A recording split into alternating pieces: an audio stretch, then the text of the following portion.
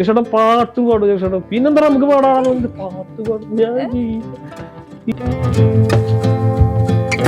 എന്റെ കൂട്ടുകാരന്മാര് പറയും, അടാ നീ തന്നെയാണ് അതെന്ന് പറയും, നീ എങ്ങനെയാ അത്. പക്ഷെ എനിക്ക് അങ്ങനെ തോന്നിയിട്ടുണ്ടെന്ന് വെച്ചാൽ ചില സാധനങ്ങൾ തോന്നിയിട്ടുണ്ട്. നിങ്ങളൊക്കെ ഉണ്ടായിരുന്നു അവിടെ ആൾക്കാർ തിയേറ്ററിലേക്ക് എത്തി തുടങ്ങിയിട്ടുണ്ടായിരുന്നു. ഇവിടെ വിജയിച്ച മാതിരി അങ്ങനെ അവിടെ വിജയിച്ചിട്ടില്ല. പല സമയത്തും നമ്മുടെ ജീവിതത്തിൽ കടന്നുപോയി സാഹചര്യങ്ങൾ ചിലപ്പോൾ ഉണ്ടായിട്ടുണ്ടാവും. ഒരു ക്യാരക്ടർ അല്ല ഈ നമ്മൾ ചില പടങ്ങൾ ചെയ്യുമ്പോൾ ഈ ലൈഫ് ഉണ്ടായിട്ടുള്ള സാധനമായിട്ട്. അപ്പൊ അവന് കല്യാണം കഴിഞ്ഞിട്ടുള്ളൂ, അപ്പൊ അവന്റെ വൈഫ് അവിടെ ഉള്ളത് കൊണ്ട് അവന് നടക്കാൻ പറ്റുന്നുണ്ട്.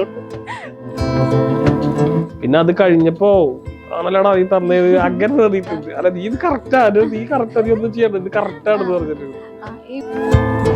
ഓപ്ഷൻസ് ഉണ്ട്, എല്ലാ തരത്തിലുള്ള ഓപ്ഷൻസ് ഉണ്ട്. പക്ഷെ അവര് മനസ്സിലാക്കേണ്ട പല സമയത്ത് നമ്മൾ കണ്ടിട്ടുണ്ട്. കാരണം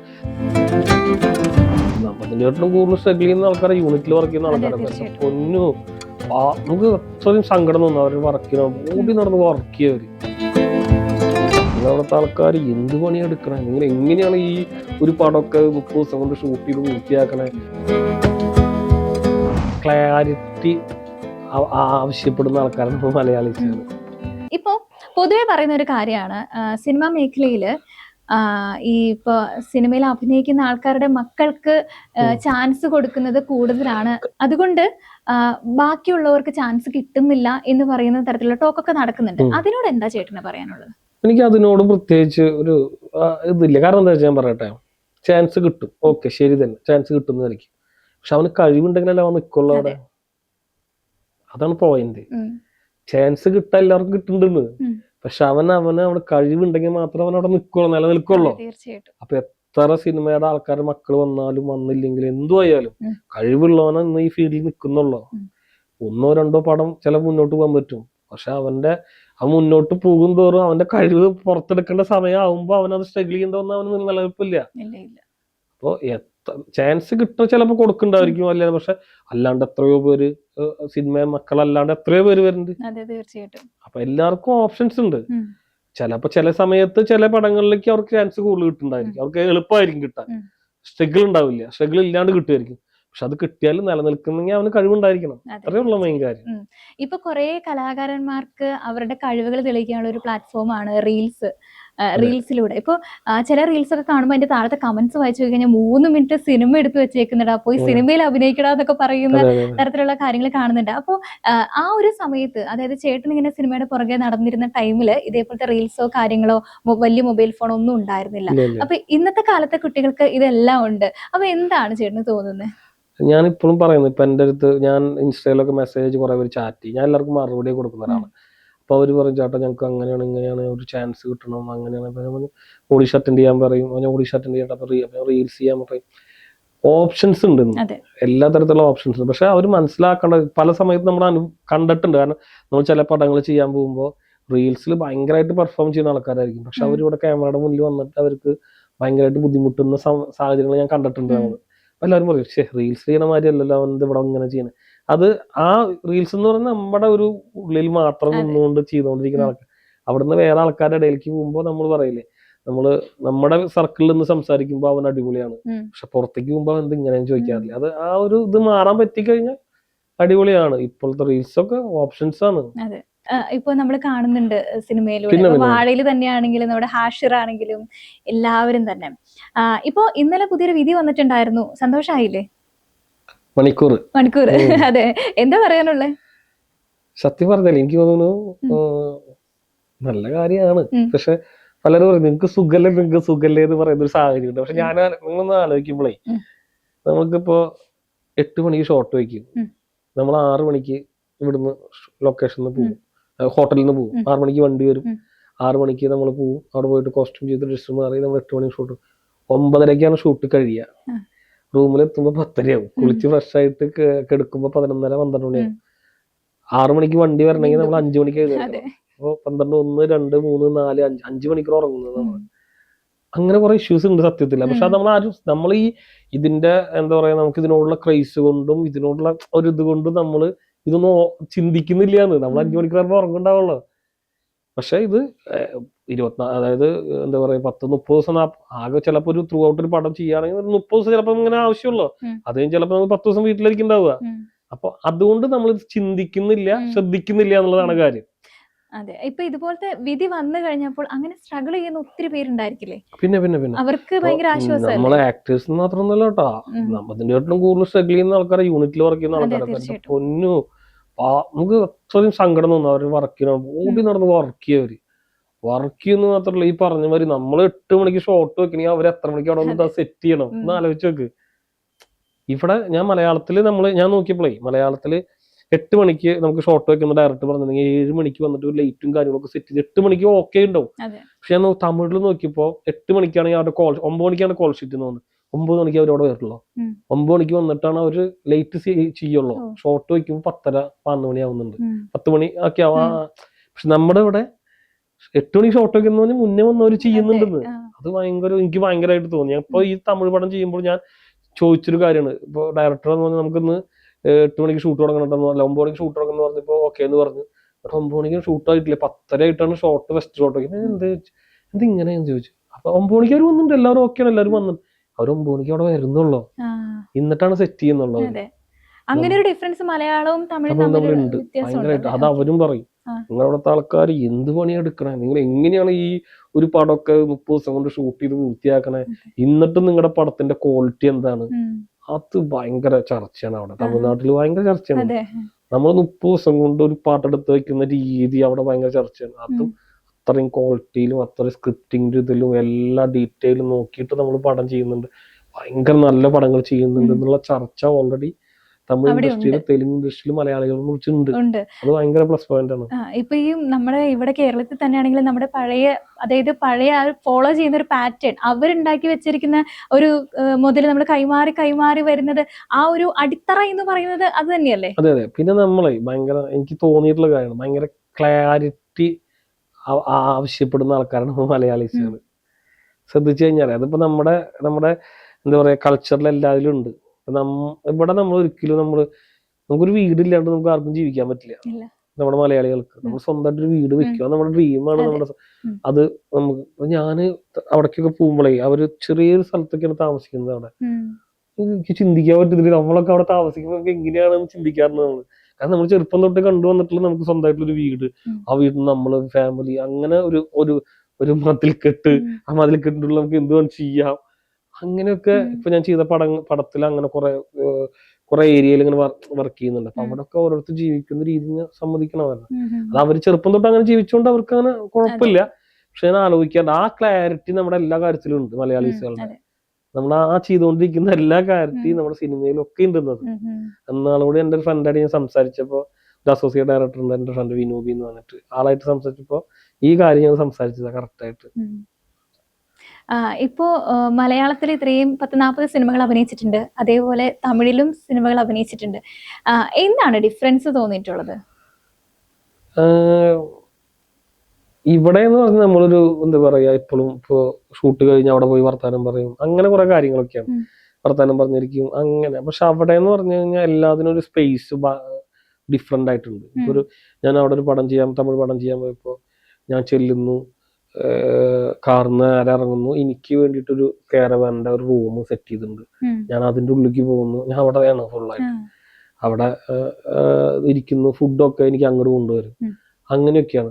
അതും നമ്മളിവിടെ ചിന്തിക്കേണ്ട ആവശ്യമില്ല, നമ്മൾ പോയിട്ട് ഭക്ഷണം എടുത്ത് കഴിക്കുന്നത് അങ്ങനെയൊക്കെയാണ്.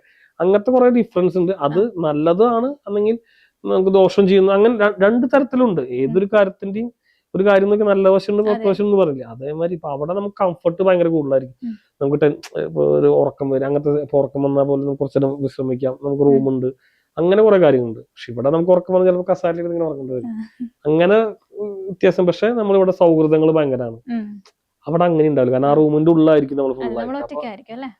അപ്പൊ സൗഹൃദങ്ങൾ വളരെ കുറവായിരിക്കും അവിടെ. ഇവിടെ ഭയങ്കര സൗഹൃദം, അപ്പൊ നമ്മളെല്ലാവരും അങ്ങോട്ടും ഇങ്ങോട്ടും ഭയങ്കര സൗഹൃദങ്ങളായിരിക്കും. ഇപ്പൊ തമിഴില് ചെയ്തിരിക്കുന്നതിൽ ഏറ്റവും ഇഷ്ടപ്പെട്ട ക്യാരക്ടർ ഏതാ? തമിഴില് ഇപ്പൊ ചെയ്തൊരു പടം, ഇപ്പൊ രൂപം എന്നൊരു പടം ചെയ്തുകൊണ്ടിരിക്കുന്നത്, വിഘ്നേഷ് വിക്കി എന്നൊരു ഡയറക്ടറാണ്. അപ്പൊ അതിലത്തെ ഒരു ക്യാരക്ടർ കുഴപ്പമില്ല. പിന്നെ ഞാൻ ക്യൂന്റെ റീമേക്കാണ് ആദ്യം പോയി ചെയ്യുന്നത്. അവിടെ ക്യൂന്റെ റീമേക്ക് സെയിം ക്യാരക്ടറാണ് അവിടെ ചെയ്യുന്നത്. അത് നമുക്ക് ഓൾറെഡി ഇഷ്ടപ്പെട്ട ക്യാരക്ടറാണല്ലോ. അതാണ് അവിടെ പോയി ചെയ്തത്. ഫ്രണ്ട്ഷിപ്പ് എന്ന് പറഞ്ഞൊരു പടം. ഹർഭജൻ സിംഗ്, മറ്റേ ക്രിക്കറ്റ് പ്ലെയർ ഹർഭജൻ, ആളാടുന്ന് ബാജിയാണെന്ന് അതിലത്തെ ലീഡ് കഥാപാത്രം ചെയ്തു. അതൊക്കെ ഒരു ഇഷ്ടപ്പെട്ട കഥാപാത്രം തന്നെയാണ്. തമിഴ്നാട്ടിൽ ആ സിനിമ എങ്ങനെ ഏറ്റെടുത്തിട്ടുണ്ടായിരുന്നു? അത് കൊറോണ കഴിഞ്ഞ സമയത്താണ് ഇറങ്ങിയത്. അപ്പൊ നോർമൽ അങ്ങനെ പോവുക ചെയ്തത്. കൊറോണ കഴിഞ്ഞ് കഴിഞ്ഞ ഒന്നുകൊണ്ട് ഇറങ്ങിയത്. ആൾക്കാർ തിയേറ്ററിലേക്ക് എത്തി തുടങ്ങിയിട്ടുണ്ടാണെന്ന് പറഞ്ഞു. ഇവിടെ വിജയിച്ച മാതിരി അങ്ങനെ അവിടെ വിജയിച്ചിട്ടില്ല, പക്ഷെ നോർമലായിരുന്നു. അതെ, ഇപ്പൊ ഈ പറയുന്ന മാതിരി 2018 ക്യൂന് ഇറങ്ങിയത്. അതിനുശേഷം വലിയൊരു ഗ്യാപ്പ് തന്നെയായിരുന്നു, എല്ലാവർക്കും ഒരു ഗ്യാപ്പ് തന്നെയായിരുന്നു. നമ്മുടെ ലൈഫിൽ കണ്ടതിൽ ഏറ്റവും വലിയ ഗ്യാപ്പ്. അപ്പൊ ആ ഒരു സമയമൊക്കെ എങ്ങനെയായിരുന്നു കൊറോണ ടൈം? ആ സമയത്ത് നാട്ടില് അവിടെ എല്ലാരും കൂടിയിട്ട് ഭക്ഷണമൊക്കെ ഉണ്ടാക്കുക, കഴിക്കുക. അപ്പൊ ചേട്ടൻ ആ സമയത്ത് ലീവിന് നാട്ടിലുണ്ടായിരുന്നു. കറക്റ്റ് അപ്പൊ അവന്റെ കല്യാണം കഴിഞ്ഞ സമയമായിരുന്നു. അപ്പൊ ഇതേമാതിരി ഓരോ വർത്താനം പറഞ്ഞ് അങ്ങനെ ഇരിക്കുക. അപ്പൊ അവൻ ഷെഫാണ്. അപ്പൊ അവൻ ഒരു സാധനങ്ങൾ വീട്ടിൽ ഉണ്ടാക്കിയിരുന്നില്ല ആ സമയത്തൊന്നും. ഷെഫാണ്, പക്ഷെ അവൻ വീട്ടിലൊരു സാധനം ഉണ്ടാക്കില്ല. അപ്പൊ ഞാൻ കളിയാക്കും, പറയും നീക്കൊരു സാധനം ഉണ്ടാക്കാതെ നീ വെറുതെ അങ്ങനെയാണ് ഇങ്ങനെയാണ്. അപ്പൊ അവന് കല്യാണം കഴിഞ്ഞിട്ടുള്ളൂ. അപ്പൊ അവന്റെ വൈഫ് അവിടെ ഉള്ളത് കൊണ്ട് അവന് നടക്കിടാൻ പറ്റാത്തതുകൊണ്ട് അവരെല്ലാ സാധനം ഉണ്ടാക്കും. അങ്ങനത്തെ പരിപാടിയൊക്കെ ചെയ്തിരുന്നു. അങ്ങനെ രസകരമായിട്ട് പോയിട്ടുള്ള സമയമായിരുന്നു. അതിനുശേഷം ഒരു കംബാക്ക് പറഞ്ഞ മൂവി ഏതായിരുന്നു? അതിനുശേഷം കുറെ പടങ്ങൾ ചെയ്തു. നമുക്ക് അത്ര വലിയൊരു ബ്രേക്ക് ഒന്നും കിട്ടിയിട്ടില്ല. നമ്മളിപ്പോഴും അതിന്റെ ഒരു ഇതില് പോയിക്കൊണ്ടിരിക്കും. പക്ഷെ പടങ്ങൾ ഇറങ്ങാനുണ്ട്. ഇപ്പൊ ഈ താത്തവളുടെ താന്ന് പറഞ്ഞൊരു പടം നമ്മൾ ശ്രദ്ധിക്കൊരു നല്ലൊരു സാധനമാണ്. പിന്നെ ഇടുക്കി സംഭവം എന്നൊരു പടം ചെയ്തിട്ടുണ്ട്. അതും ഇതേമാതിരി നല്ലൊരു സാധനമാണ്. അപ്പൊ അതൊക്കെ ഇറങ്ങാനുണ്ട്. ഇപ്പൊ നമുക്കൊരു ബ്രേക്ക് കിട്ടിയെന്ന് ചോദിച്ചു കഴിഞ്ഞാൽ കിട്ടിയിട്ടില്ല. ക്യൂന്റെ മാതിരി ഒരു ബ്രേക്ക് പിന്നീട് കിട്ടിയിട്ടില്ല. അതായത് കുറച്ചു നാള് നമുക്ക് ഭയങ്കര സ്ട്രഗിൾ ഉണ്ടായിരുന്നു. പിന്നെ ഇപ്പൊ വീണ്ടും സജീവമായി. നമുക്ക് എന്തുകൊണ്ട് നമുക്ക് പടങ്ങൾ വരുന്നില്ല എന്ന് ചിന്തിച്ചു തുടങ്ങിയ സമയം ഉണ്ടായിരുന്നു. അപ്പൊ മനസ്സിലായി, കാരണം ഒരു 2 ജനറേഷനായി വന്നു. കൊറോണയ്ക്ക് മുന്നും കൊറോണയ്ക്ക് പിന്നെന്ന് പറഞ്ഞ ജനറേഷൻ വന്നു. രണ്ടായിട്ട് സിനിമ തന്നെ അങ്ങനെ മാറി. അപ്പോ നമ്മൾ മനസ്സിലായി, വീണ്ടും നമ്മൾ ഫോളോ അപ്പ് ചെയ്യണം, എല്ലാരും വിളിക്കണം, സംസാരിക്കണം. ആ രീതിയിൽ വീണ്ടും നമുക്ക് ചെയ്യാൻ പറ്റുന്ന കാര്യമൊക്കെ ചെയ്തപ്പോ വീണ്ടും നമ്മൾ ഓണായി. അതെ, ഇപ്പൊ ജഗദീഷ് ചേട്ടന്റെ കൂടെ ഒരു മൂവി ചെയ്തിട്ടുണ്ട്. ഇപ്പൊ ജഗദീഷ് ചേട്ടനെ നമ്മളെല്ലാരും കാണുന്നത് അപ്പുക്കുട്ടനാണ്. എപ്പൊ കണ്ടാലും നമുക്ക് മനസ്സിലേക്ക് ആദ്യം ഓടിയെത്തുന്നത് അപ്പുക്കുട്ടനാണ്. ഇൻഗോസ്റ്റ് ഹൗസിലെ ഡെന്റിസ്റ്റ് അപ്പുക്കുട്ടൻ. അതെ, അപ്പൊ ചേട്ടന് അഭിനയിച്ച് തുടങ്ങിയപ്പോ ഇപ്പോ ചേട്ടൻ അന്നേരം ചെയ്തുകൊണ്ടിരുന്ന സിനിമകളിൽ നിന്നും അല്ലെങ്കിൽ ക്യാരക്ടേഴ്സിൽ നിന്നും എൻറ്റയർലി ഡിഫറെന്റ് ആയിട്ടുള്ള ക്യാരക്ടേഴ്സ് ആണ് ഇപ്പൊ ചെയ്തുകൊണ്ടിരിക്കുന്നത്. കാരണം ഭയങ്കര ഇപ്പൊ ഒത്തിരി കോമഡി ഉണ്ടോ എന്ന് ചോദിച്ചാൽ കോമഡി ഇല്ല, ഭയങ്കര സ്ട്രിക്റ്റ് ആയിട്ടുള്ള കഥാപാത്രങ്ങളൊക്കെയാണ് ചെയ്യുന്നത്. അപ്പോ അദ്ദേഹത്തിന്റെ കൂടെ അഭിനയിച്ചപ്പോ ഉണ്ടായ ആ ഒരു മൊമെന്റ്സ് ഒക്കെ എങ്ങനെ ഉണ്ടായിരുന്നു? ആ പടം ചെയ്യുന്ന സമയത്ത് ഒരു ദിവസം രാത്രി ഞങ്ങള് ഷൂട്ടിന്റെ സമയത്ത് ഞങ്ങള് ഒരു ഇന്നോവയില് കേറിയിരുന്നു. ഞങ്ങൾ ഒരുമിച്ച് വർത്താനം പറഞ്ഞ് അങ്ങനെ കേറിയിരുന്നു. അങ്ങനെ വിശേഷങ്ങളൊക്കെ പറഞ്ഞ് പിന്നെ കുറച്ച് കഴിഞ്ഞപ്പോ നമ്മള് ആലോചിക്കരുത്, പറഞ്ഞ മാതിരി തന്നെ ഞാൻ ആലോചിച്ചോണ്ടിരിക്കുന്നത് ഈശ്വര മറ്റേ ആളല്ലേ എന്റെ കൂടെ ഇരിക്കുന്നത് അതൊക്കെ അലക്ക്. പക്ഷെ ജഗീഷേട്ടൻ ഇങ്ങനെ വർത്താനം പറഞ്ഞു, കഥകൾ പറയുന്നു, അത് പറഞ്ഞു, ഇത് പറഞ്ഞു. ജഗീഷേട്ടൻ പാട്ട് പാടും. ജഗീഷേട്ടൻ പിന്നെന്താ നമുക്ക് പാടാണെന്ന് പാട്ട് പാടും. ഞാൻ ഈ മനുഷ്യനാണ് നമ്മുടെ കൂടെ ഇത് പാട്ട് പാടും. അങ്ങനെയൊക്കെ ചിന്തിച്ച കുറെ സമയങ്ങളുണ്ട്. അത് ഭയങ്കര കമ്പാണ്. പിന്നെ അഭിനയിക്കുമ്പോ എനിക്ക് ഏറ്റവും വലിയ ഒരു സീൻ ഉണ്ടായിരുന്നു, എന്നെ കൊല്ലുന്നൊരു സീൻ ഉണ്ടായിരുന്നു. ജഗീഷേട്ടനെ കൊല്ലുന്ന സീൻ. ആ സീൻ ചെയ്ത് കഴിഞ്ഞപ്പോ ജഗദീഷ് എന്റെ അടുത്ത് ഇങ്ങനെ അത് ഇങ്ങനെ എനിക്ക് പറഞ്ഞു, ഇങ്ങനെ അത് ചെയ്യണം ഇത് ചെയ്യണം എന്നൊക്കെ പറഞ്ഞു. എല്ലാ ആളും ഇങ്ങനെ സ്പീഡിൽ പറഞ്ഞു തന്നു എനിക്ക്. അപ്പൊ ഞാൻ ഓക്കെ ഏട്ടാന്ന് പറഞ്ഞു. സീൻ ചെയ്ത് കഴിഞ്ഞ് ടേക്ക് ഓക്കെ. ജഗദീഷ് പറഞ്ഞു ആളെ ഓക്കെ ഇത് അടിപൊളി എന്ന് പറഞ്ഞു. എന്നിട്ട് എൻ്റെ അടുത്ത് ചോദിച്ചു, നീ നാടകക്കാരനാണോ ചോദിച്ചു. ഞാൻ പറഞ്ഞു അതെ, എന്തേന്ന് ചോദിച്ചു. അല്ല, ഞാൻ പറഞ്ഞ സാധനം പെട്ടെന്ന് ചിന്തിച്ചത് ഉൾക്കൊണ്ട് കറക്റ്റ് ആയിട്ട് ചെയ്യണമെങ്കിൽ നീ ഒരു ഡ്രാമ ആർട്ടിസ്റ്റ് ആയിരിക്കണം, അതുകൊണ്ട് എനിക്ക് ചെയ്യാൻ പറ്റിയെന്ന് പറഞ്ഞു. ഞാൻ പറഞ്ഞു അതെ ഡ്രാമ, അങ്ങനെ വാന്ന് പറഞ്ഞു. അപ്പൊ അങ്ങനെ ഒരു സാധനം ആള് പറഞ്ഞപ്പോ എനിക്ക് ഭയങ്കര സന്തോഷമായിരുന്നു. പിന്നെ ഭയങ്കര കമ്പനി ആയിരുന്നു, ആ കഥകൾ പറയും ഇങ്ങനെ. അതാ ഞാൻ പറഞ്ഞു, നമ്മള് പണ്ട് കണ്ടത് നമ്മളിങ്ങനെ ടി വിയിലൊക്കെ കണ്ടിരുന്ന ആൾക്കാര് നമ്മുടെ കൂടെ ഇരുന്നിട്ട് കഥ പറയുന്നത്, അത് ഇന്ദ്രൻ ചേട്ടൻ, ശ്രീഷ് ചേട്ടൻ, ഇവരൊക്കെ നമ്മളെ തോന്നിട്ട് സംസാരിക്കും. നമ്മൾ ചിന്തിക്കുന്ന സാധനം ഇതാണ് ആദ്യം. അവര് നമ്മള് ഭയങ്കര കൂളായിട്ട് ഇരുന്ന് സംസാരിക്കും, കഥകൾ പറയും. അങ്ങനെ ഒരു ഹാപ്പിനെസ് ആണ് നമുക്ക് അതൊക്കെ. ഇപ്പൊ മലയാളത്തിലെ ഇഷ്ടപ്പെട്ട ക്യാരക്ടർ ഏതാന്ന് ചോദിച്ചാൽ ഏതായിരിക്കും പറയാ? അത് സംശയമില്ലല്ലോ, നടപ്പാണ് തന്നെയാണല്ലോ, അത് ഒരു സംശയമില്ലല്ലോ. നമ്മുടെ ആദ്യത്തെ പടല്ല, നമ്മളെന്താന്ന് തിരിച്ചറിഞ്ഞിട്ട് സാധനം. എനിക്ക് തോന്നുന്നു അത് എന്റെ കൂട്ടുകാരന്മാര് പറയും, എടാ നീ തന്നെയാണ് അതെന്ന് പറയും, നീ എങ്ങനെയാ അത്. പക്ഷെ എനിക്ക് അങ്ങനെ തോന്നിയിട്ടുണ്ട് വെച്ചാൽ ചില സാധനങ്ങൾ തോന്നിയിട്ടുണ്ട്. പക്ഷെ എന്റെ കൂട്ടുകാരൻ ഇത് നീ തന്നെയാണ്, സംശയമൊന്നുമില്ല, നിന്റെ സാധനങ്ങളൊക്കെ അതിൽ വന്നിട്ടുണ്ട്, ഈ നാട്ടിലിരുന്ന് ചെയ്യുന്ന കുറെ സാധനങ്ങൾ അതിൽ വന്നിട്ടുണ്ടെന്ന് പറയും. അങ്ങനത്തെ കുറെ സാധനങ്ങൾ. അത് അവർക്ക് തന്നെ അറിയുന്നത് കൊണ്ടാണ്, പുറത്തുനിന്ന് ആൾക്കാർക്ക് അതറിയില്ല. അങ്ങനത്തെ സംഗതികള്. ഇപ്പൊ ക്യൂവില് തന്നെയാണെങ്കിലും മറ്റേ ക്ലാസ് മാറിപ്പോയിട്ട് തിരിച്ചു കയറി വരുമ്പോ വെള്ളം കുടിച്ചുകൊണ്ടിരിക്കുമ്പോ ആ ഒരു സീൻ എനിക്ക് ഭയങ്കര ഇഷ്ടമാട്ടോ. അത് എന്നിട്ട് എല്ലാരും നിങ്ങളൊക്കെ ഇവിടെ ഉണ്ടായിരുന്നാ? അതെനിക്ക് സത്യത്തിൽ എനിക്ക് ഏറ്റവും ഇഷ്ടപ്പെട്ട ഒരു ഡയലോഗാണ്. ഡയലോഗ് അല്ല, ഒരു ഫോട്ടോ സീൻ, അതിലത്തെ ആ ലാസ്റ്റ് സാധനം, നിങ്ങൾക്ക് ഇവിടെ ഉണ്ടായിരുന്ന ആ സാധനം, അത് ഭയങ്കര നിഷ്കുവായിട്ട് അയ്യോ നിങ്ങളൊക്കെ ഇവിടെ ഉണ്ടായിരുന്ന ആ ഒരു അത് എനിക്കും ഭയങ്കര ഇഷ്ടപ്പെട്ട സാധനം. അത് എനിക്ക് തോന്നുന്നു അത് അങ്ങനെ അതേമാതിരി പല പടങ്ങളില് അതേമാതിരത്തെ ഒരു ടൂൺ എനിക്ക് വന്നിട്ടുണ്ട്. അത് ഞാൻ ഓട്ടോമാറ്റിക്കായിട്ട് എനിക്ക് വരുന്നൊരു സാധനമാണ്. ഒന്നുമില്ല, അവര് വന്നിക്കുമ്പോ നോക്കുമ്പോ നിങ്ങളൊക്കെ ഉണ്ടായിരുന്നു ഇവിടെ, നമ്മളാ ചെയ്യുമ്പോ ആ സമയത്ത് അത് ഞാൻ പല സമയത്തും പല പേര് അതിന് ശേഷം പടങ്ങൾ ചെയ്തപ്പോഴും ഞാൻ നോക്കി ഈ സാധനം എനിക്ക് വരുന്നുണ്ടല്ലോ ഇടയ്ക്കിടയ്ക്ക്. എനിക്ക് ഭയങ്കര ഇഷ്ടപ്പെട്ടൊരു സാധനമാണ്. എനിക്കും ഇഷ്ടപ്പെട്ടിട്ടുണ്ട്. കാരണം ചില സാധനം നമ്മൾ ചെയ്ത് നമുക്ക് ചിലപ്പോൾ ഇഷ്ടപ്പെടാറില്ല, പക്ഷെ ഇത് എനിക്ക് ഭയങ്കര ഇഷ്ടപ്പെട്ടൊരു സാധനമാണ്. ഇപ്പോ പറയുമാതിരി മാടപ്രാവിനെ ഇനി അല്ലെങ്കിൽ ചേട്ടൻ ചെയ്തതില് ഇത് ഞാൻ തന്നെയാണല്ലോ, അല്ലെങ്കിൽ എന്റെ ക്യാരക്ടർ ആണല്ലോ, റിയൽ ലൈഫിൽ ഞാനാണല്ലോ എന്ന് തോന്നിയ ഏതെങ്കിലും കഥാപാത്രം ഉണ്ടോ?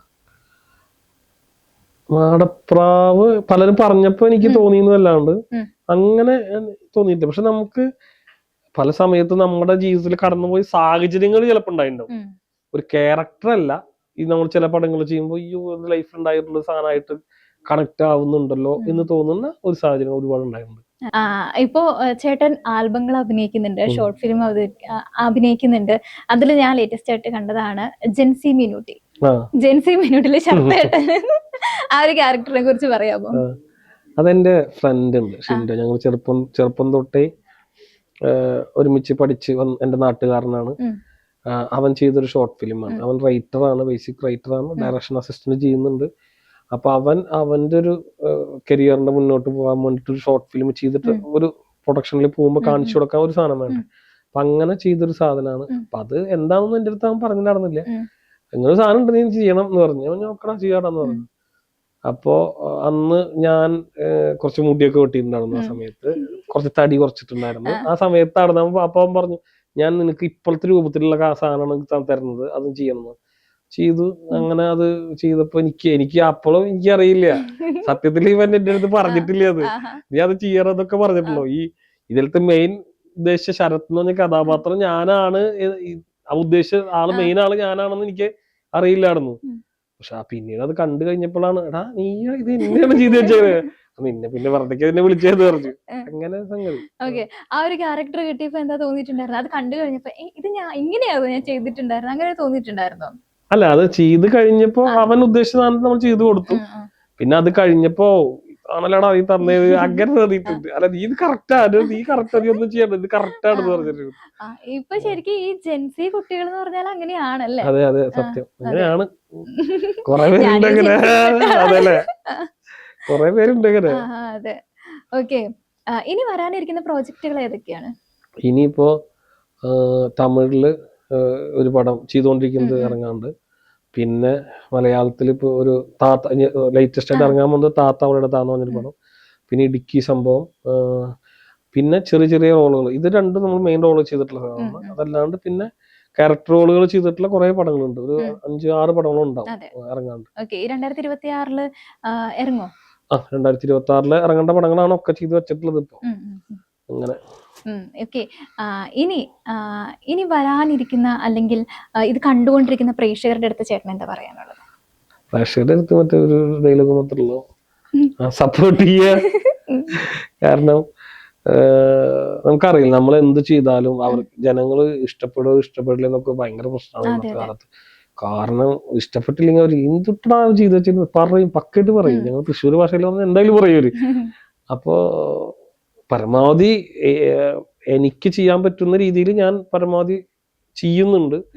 നിങ്ങൾക്ക് ഇഷ്ടപ്പെട്ടാൽ, എപ്പോഴും പറയാം, ഞങ്ങൾ പണ്ട് തൊട്ട് ക്യൂന് ഇറങ്ങിയപ്പോ ക്യൂന്റെ പ്രൊമോഷൻ സമയത്ത് പറയുന്ന സംഗതിയാണ്, ഇഷ്ടപ്പെട്ടാൽ നിങ്ങൾക്ക് ഇഷ്ടപ്പെട്ടാൽ സപ്പോർട്ട് ചെയ്യാം. അതാണ്. ഇഷ്ടപ്പെട്ടില്ലെങ്കിൽ ഇഷ്ടപ്പെട്ടില്ല എന്ന് പറഞ്ഞു, ഒരു കുഴപ്പമില്ല. അത് പറയാനുള്ള അവകാശം എല്ലാവർക്കും ഉണ്ട്. ഇഷ്ടപ്പെട്ട് കഴിഞ്ഞാൽ അതേ പറയുന്ന മാതിരി ഇഷ്ടപ്പെട്ടാൽ ഇഷ്ടപ്പെട്ടെന്ന് പറയണം, അത്രേ ഉള്ളൂ. ഇപ്പൊ പറയുമ്പോ ഏറ്റവും അവസാനമായിട്ട് എനിക്ക് ചോദിക്കാനുള്ളത് ഫാമിലി സപ്പോർട്ടിനെ കുറിച്ചാണ്. എങ്ങനെയാണ് ഫാമിലി സപ്പോർട്ടൊക്കെ? ഫാമിലി സപ്പോർട്ട് ഭയങ്കര സപ്പോർട്ട് തന്നെയാണ്. അതുകൊണ്ടാണ് ഞാൻ ഇവിടെ വന്ന് ഇരിക്കുന്നത് തന്നെ.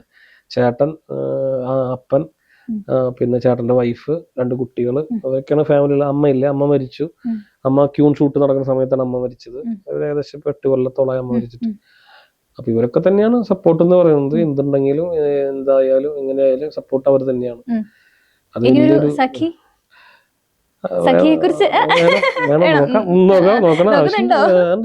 വെയിറ്റിംഗ് ആണ്. വെയിറ്റിംഗ് ആണല്ലോ. അപ്പൊ കണ്ടുകൊണ്ടിരിക്കുന്ന ആരെങ്കിലും ഉണ്ടെങ്കിൽ നമ്മുടെ സ്വന്തം മാടപ്രാവിനെ സ്വന്തമാക്കാനായിട്ട്. ഓക്കെ ചേട്ടാ, അപ്പൊ എന്തായാലും ചേട്ടന്റെ തിരക്ക് പിടിച്ചുള്ള ഈ ലൈഫിൽ നമുക്ക് വേണ്ടിയിട്ട് ഇത്രയും സമയം കണ്ടെത്തിയതിൽ ഒരുപാട് സന്തോഷമുണ്ട്.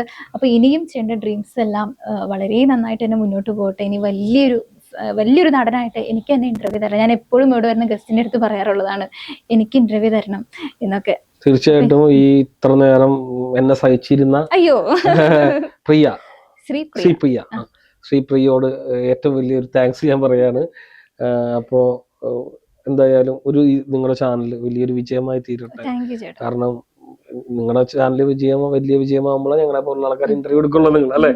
അപ്പൊ ഇനിയും ഇന്റർവ്യൂവിന് പല പടങ്ങളുടെയും സക്സസിനും ഒക്കെ വന്നിരിക്കാൻ എനിക്ക് സാധിക്കട്ടെ, ദൈവം അനുഗ്രഹിക്കട്ടെ എന്ന് പറഞ്ഞുകൊണ്ട് താങ്ക് യു.